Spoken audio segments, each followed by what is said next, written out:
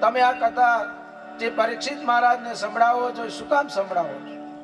કે એને 7મે દિવસે તક્ષક નાગ કરડવાનો, એનો મૃત્યુ થવાનો.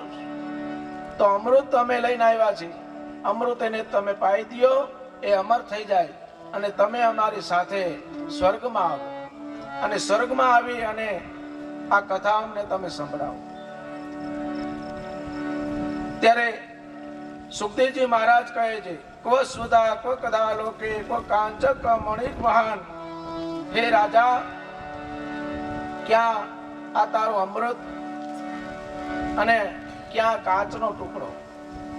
આ જે તમે જે અમૃતની વાત કરો છો એ કાચનો ટુકડો છે, અને આ મારી કથા તો અમૃત છે.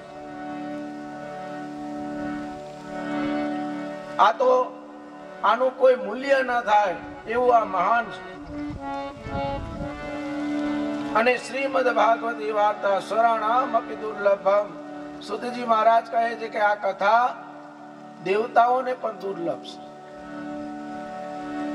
મનુષ્યને તો દુર્લભ છે, પણ દેવતાઓને પણ આ દુર્લભ એવી કથા હું તમને સંભળાવવા જઈ રહ્યો છું. એકદા હિ વિશાલાયમ ચત્વાર ઋષયો મલાહ સત્સંગાર્થમ સમાયાત દદૃશસ્ત્ર નારદમ. આગળ કહે છે, એક વખત નારદજી આ પૃથ્વી પર ફરતા ફરતા જ્યારે આગળ જાય છે, આગળ જતા પાછળથી એક અવાજ આવે છે. પાછળથી એક અવાજ આવે છે કોઈ સ્ત્રીનો. કથમ બ્રહ્મદેન મુખા કુત ચિંતા તરો ભવાન ત્વરિતમ ગમ્યતે કુત્ર ઉત્તચા ગમનમ તત્ર. એક સ્ત્રીનો અવાજ આવે છે કે હે મહાપુરુષ, તમે ઉભા રહો. મેં જ્યારે પાછું વળીને જોયું તો 2 બાળકો છે, એ ગરડા છે, નાની ઉંમરમાં ગઢપણ પ્રાપ્ત થયું છે, અને માં યુવાન છે. આ બધું જોઈને તેની પાસે ગયો, પૂછ્યું કે તમે યુવાન અને આ તમારા બાળકો 2 ગરડા છે. સામાન્ય રીતે માં ગરડી હોય અને દીકરા યુવાન હોય, તો આ કેવી રીતે? ત્યારે એ સ્ત્રી કહે છે કે આ કળિયુગનો પ્રભાવ છે. પોતાની ઓળખાણ આપે છે. અહમ ભક્તિ રીતિ ખ્યાતા ઇમો મે તનયો મતો. મારું નામ ભક્તિ છે. આ મારા 2 દીકરા છે, જ્ઞાન અને વૈરાગ્ય છે. પણ આ કળિયુગના પ્રભાવથી જ્યારથી પરીક્ષિત રાજાએ આ કળિયુગને પૃથ્વી પર જે સ્થાન આપ્યું છે, ત્યારથી આ કળિયુગ આમને અસર કરે છે. હું ગરડી છું, હું યુવાન છું, ને મારા બાળકો 2 ગરડા થઈ ગયા છે. આના માટે થઈ અને મેં ઘણા બધા તીર્થોમાં ગમન કર્યું છે. કીધું છે કે હું દ્રવિડ દેશની અંદર મારો જન્મ થયો છે. ઉત્પન્ને દ્રવિડેશાહમ વૃદ્ધિ કર્ણાટકે ગતાહ. કર્ણાટકમાં મારી વૃદ્ધિ થઈ છે. ક્વચિત ક્વચિત મહારાષ્ટ્રે ગુર્જરે જીર્ણતામ ગતાહ. આવી રીતના પોતાનું ઓળખાણ આપે છે. ઘોર કળિયુગના લીધે કળિયુગને દોષ આપે છે. દુખી માણસ હોય ત્યારે એને બધામાં દોષ દેખાતા હોય છે. જે કોઈ દુખી માણસ હોય એને દરેકની અંદર દોષ બતાવે છે. આજે ભક્તિને પણ કળિયુગની અંદર દોષ બતાવે કે આ પરીક્ષિત રાજાએ આ કળિયુગને આ પૃથ્વી પર સ્થાન આપ્યું. એ પરીક્ષિત રાજા એ આ ખોટું કર્યું છે. પરીક્ષિત રાજાને જ્યારે દોષ આપે છે, ત્યારે નારદજી કહે છે કે તમે અત્યારે દુખી છો, એટલે તમને બધાની અંદર દોષ દેખાય છે. પણ કળિયુગ તો ઉત્તમ છે. કળિયુગની અંદર ભજન કીર્તન કરવાથી ભગવાન પ્રસન્ન થાય છે. જ્યારે એને સમજાવે છે, નારદજી એને જે ગઢપણ દીકરાઓને પ્રાપ્ત થયું હતું એને દુઃખમાંથી મુક્ત કરવા માટે ઘણા બધા પ્રયત્નો કરે છે, ગીતાના પાઠ કરે છે, ભગવાનની ભક્તિ કરે, ઘણું બધું સહસ્ત્ર અર્ચન કરી ભગવાનને પ્રાર્થના કરે, પણ કોઈ ઉપાયથી એ બે બાળકોને કોઈ અસર થતી નથી. નારદજી વિચાર કરે છે કે હવે શું કરું? અને ફરતા ફરતા જ્યારે સુતજી મહારાજ એમને મિલન થાય છે, સુતજી મહારાજને જોઈ અને બે હાથ જોડીને વિનંતી કરે છે કે હે સુતજી મહારાજ, મારા મનની અંદર જે દુઃખ છે એ દૂર કરો. બધી વાત સાંભળે છે કે ભક્તિ મહારાણી છે, યુવાન અને એના બે બાળકો ઘરડા છે, આનું દુઃખ લઈને હું આવ્યો છું, એ દુઃખને તમે દૂર કરો. સુતજી મહારાજ કહે છે કે એના માટે ભગવત કથા, ભગવાનનું ગુણાનુવાદ ગાવાથી એના દુઃખને તમે દૂર કરી શકશો. સુતજી મહારાજ વક્તા બને છે અને નારદજી શ્રોતા બને છે. અને દરેક આશ્રમની અંદર બધાને આમંત્રણ આપે છે. બધાને આમંત્રણ આપતા આપતા ભૃગુર, વશિષ્ઠ આ બધા મોટા મોટા ઋષિ મુનિઓના આશ્રમમાં જઈ અને બધાને આમંત્રણ આપે અને ભેગા કરે છે. બધા શ્રોતા બન્યા છે. ભૃગુર વશિષ્ઠ વનચ ગૌતમો મેધાતિદેતે વલદેવરાતો રામ તથા દિશુરાજ સાકલો મૃકુંડ પુત્ર ત્રિજપલાત.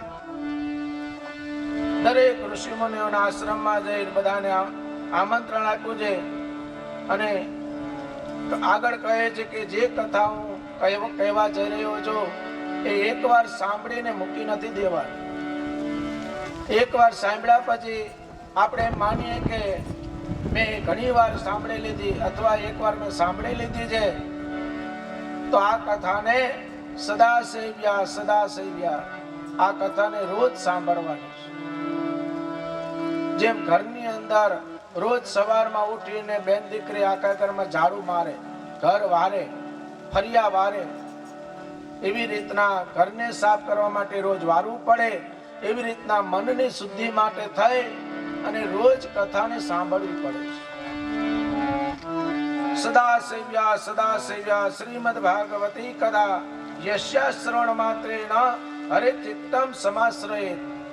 ભગવાન આપણા મનની ચેતનાને શાંત કરે છે. અને આ કથા સાંભળવાથી શું ફળ મળે?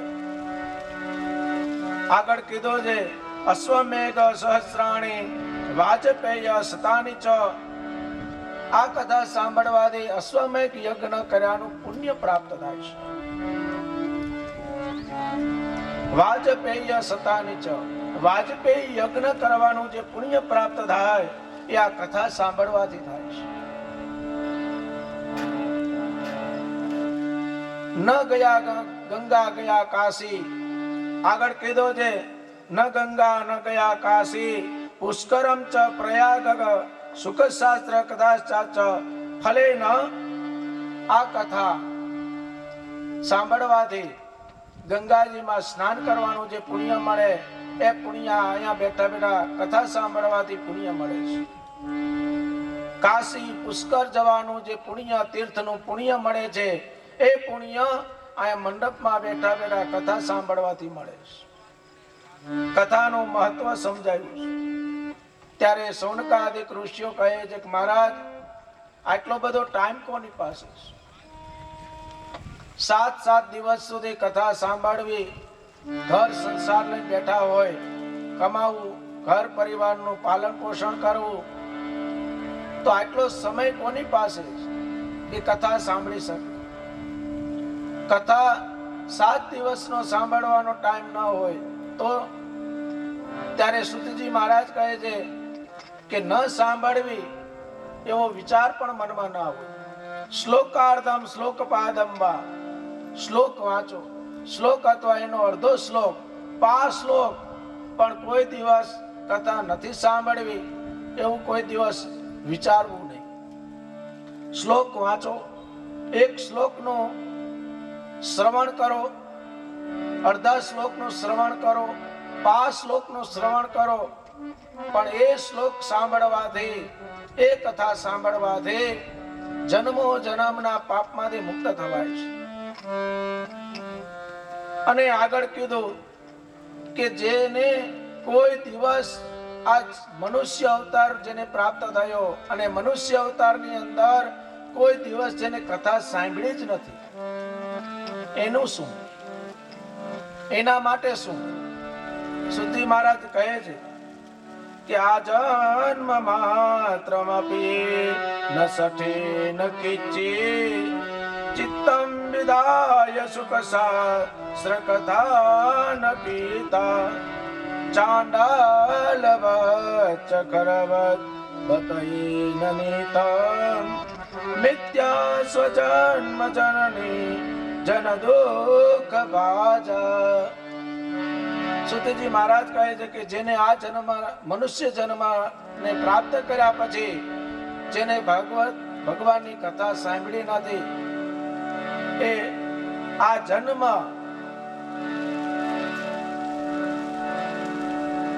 ચાંડાલ વચ્ચ, એ ચાંડાલ જેવું છે. જ્યારે સુતજી મહારાજ ચાંડાલ વચ્ચ બોલ્યા ત્યારે મંડપની બહારથી એક ચાંડાલ ત્યાંથી પસાર થાય છે અને એને સામું જોયું, કરે આ કથામાં મારું નામ આવ્યું. ત્યાં જ બેઠા બેઠા સુતજી મહારાજે 2 હાથ જોડીને એને પ્રણામ કર્યા કે અરે ભાઈ, મહારાજે આ ખોટી ઉપમા અપાઈ ગઈ, તું પણ અહીંયાથી નીકળો. તે આ કથાના 2 શબ્દ સાંભળ્યા છે, ચાંડાલ જેવો નહીં. આગળ કીધો ખરબત, ખર કહેતા ગધેડો, કે જેને કથા જીવનમાં જેને સાંભળી ના દે એ ગધેડા જેવું છે. ત્યાં એક કુંભાર ત્યાં ગધેડા ઉપર માટી લઈને ત્યાંથી નીકળે છે. એ ગધેડાના પણ કાન ઊંચા થયા, અરે અહીંયા મારું નામ આવ્યું. સુતજી મહારાજની નજર ગઈ કે ગધેડાએ પણ કથા સાંભળી અને કાન ઊંચા કર્યા. સંકેત કરે છે કે મહારાજ બોલતા પહેલા વિચાર કરજો, હું અહીંથી નીકળો, મેં પણ આ તમારા કથાના 2 શબ્દ મારા કાનમાં પડ્યા છે. એટલે પાછું કહી દો કે માફ કરજો, ગધેડા જેવો પણ કોઈ ઉપમા જ્યારે એને મળી નહીં, ત્યારે છેલ્લે સુતજી મહારાજ કહે છે મિથ્યા સ્વજન્મ જનની જન દુઃખ ભાજા. જેને જીવનની અંદર કોઈ દિવસ કથા સાંભળી નથી, એને માના ઉદરમાં આવી અને માને વજન ભાર દેવા સિવાય એને કોઈ કામ નથી. જો કે પથ્થર જન્મો હોત તો કોકને બેસવા કામ આવે, પથ્થર જન્મો હોત તો કોઈ ક્યાંક પગથિયામાં કામ આવે, પણ જેને જન્મની અંદર કોઈ કથા નથી સાંભળી, એને માને ભાર દેવા સિવાય એને બીજું કાંઈ કર્મ નથી કર્યું. અને એવા જન્મને ધિક્કાર છે. આવી રીતના જ્યારે સુતજી મહારાજ સૌનકાદિક ઋષિઓને આ કથાનું મહત્વ સમજાવે છે અને પછી કહે છે કે વનમાલી ઘનશ્યામ પિતાવાસ મનોહરા, ભગવાનનું વર્ણન કરે છે. વનમાળ, જ્યારે ભગવાને કંઠમાં વનમાળા ધારણ કરેલી છે. ઘનશ્યામ, વરસાદ વરસવાનો હોય અને જે વાદળા બંધાણા હોય એવો ભગવાનનું વર્ણન બતાવ્યું છે. પીળા જેને વસ્ત્ર પહેરાલા છે, આવા ભગવાનને નમસ્કાર કરી અને સુતજી મહારાજ કહે છે કે જે કથા હું તમને જે સંભળાવવા જઈ રહ્યો છું, એ કથા મનુષ્યને તો તારે છે. આ જન્મ, આ પૃથ્વી પર રહેલા દરેક જીવ માત્રનો ઉદ્ધાર કરે છે, પણ મરેલા હોય, જેનું મૃત્યુ થઈ ગયું હોય એનો પણ ઉદ્ધાર કરે છે. અને આગળ એક દ્રષ્ટાંતના રૂપની અંદર સુતજી મહારાજ એક બ્રાહ્મણનું દ્રષ્ટાંત આપે છે. તુંગભદ્ર તટે પૂર્વ ભૂત જન્મના, તુંગભદ્રના કિનારે આત્મદેવ બ્રાહ્મણ રહેતા. પોતે સર્વ સિદ્ધાંત દરેક વેદ અધ્યયન કરેલા એવા વિદ્વાન બ્રાહ્મણ, સ્રોત સ્માર્ત નિષ્પત્તો, દરેક પ્રકારના વિધિ વિધાનને જાણનારા, પોતે કર્મ કરે અને કરાવે, પોતે દાન લે અને દાન દે, પોતે ભણે અને ભણાવે એવા વિદ્વાન બ્રાહ્મણ. પણ એ બ્રાહ્મણને શેર માટીની ખોટ છે. દીકરો કે દીકરાનો પોતાના ઘરની અંદર સુખ નથી અને એને જીવનની અંદર એને બહુ દુઃખ છે કે આટલા વર્ષ થઈ ગયા, મારા ઘરે દીકરા દીકરીનો કોઈ જન્મ નહીં, તો અને દીકરા વગરનો જીવન નકામું છે. જે મારું ધન છે એ સંતાન વગરનું નકામું છે. ધનાર્થમ ધર્મ માર્ગેણ તાભ્યામ નિત્યમ તથાપિ ચ, ધનને ધિક્કાર છે. જ્યારે પોતાને મનમાં વિચાર આવ્યો કે દીકરા વગરનું જીવન જીવીને શું કામ છે, ઘરની બહાર નીકળે છે, જંગલમાં જાય છે. જંગલમાં જઈને વિચાર કરે છે કે હવે મારે જીવીને શું કામ છે. આત્મહત્યા કરવાનો મનમાં વિચાર આવ્યો અને આત્મહત્યા કરવા જાય છે. ત્યાંથી એક સંન્યાસી ત્યાંથી નીકળે છે. એ બ્રાહ્મણને રોકે છે કે મહારાજ, આ બ્રાહ્મણ છો અને આપ આત્મહત્યા કરો છો. તમે જાણો છો આત્મહત્યાનું પાપ કેટલું લાગે. એક જન્મની અંદર આત્મહત્યા કરો અને 7 જન્મ સુધી તમારે આત્મહત્યા કરવાનો સમય આવે છે. આત્મહત્યા એક જન્મમાં કરો છો, પણ 7 જન્મ સુધી તમારે આત્મહત્યા કરવી પડે છે. તમે તો જ્ઞાની છો, વિદ્વાન છો, તમે તો બધું જાણો